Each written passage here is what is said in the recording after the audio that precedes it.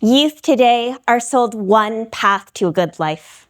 Go to school, study hard, find a job, buy a house, and settle down, surrounded by a white picket fence. So we did just that. We studied hard and we found good work, yet the house remained out of reach. This is the story told by so many young people following the 2008 financial crisis, where our homeownership rates in our cohort fell by 10 percentage points and never fully recovered. Anecdotally, some have said that this is due to a lack of discipline, frivolous spending, those $10 cups of coffee. My research explores why through economics and math. I had the privilege of working with a long panel of American data, following youth aged 25 to 35 across generations.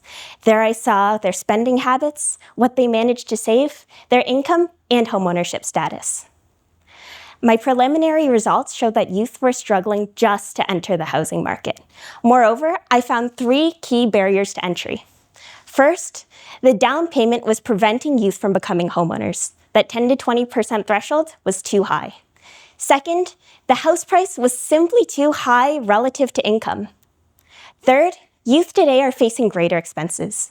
We face high rent rates and student loans, which are preventing us from saving enough to purchase that first home. Then I built an economic model, and this model is accurate to the choices that we as youth make day to day. After the young people receive their paycheck in my work, they can spend it on rent, groceries, a night out with friends, or work towards their financial goals. They could perhaps pay off their student debt or save up for that down payment.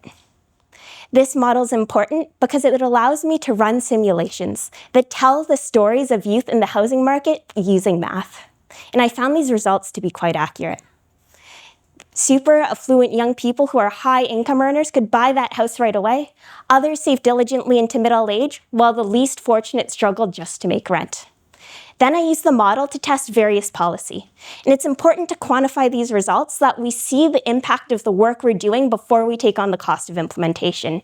And I'm optimistic about my results. When we reduce the down payment constraint by only 5%, homeownership rates for youth in their late 20s increase from 20 to 30%.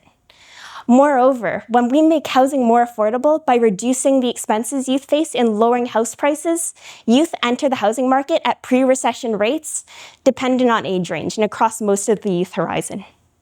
Ultimately, youth aren't failing. The bridge to homeownership is simply harder to cross. If we fill those gaps with effective policy interventions, youth will be able to earn their very own white picket fence. Thank you very much.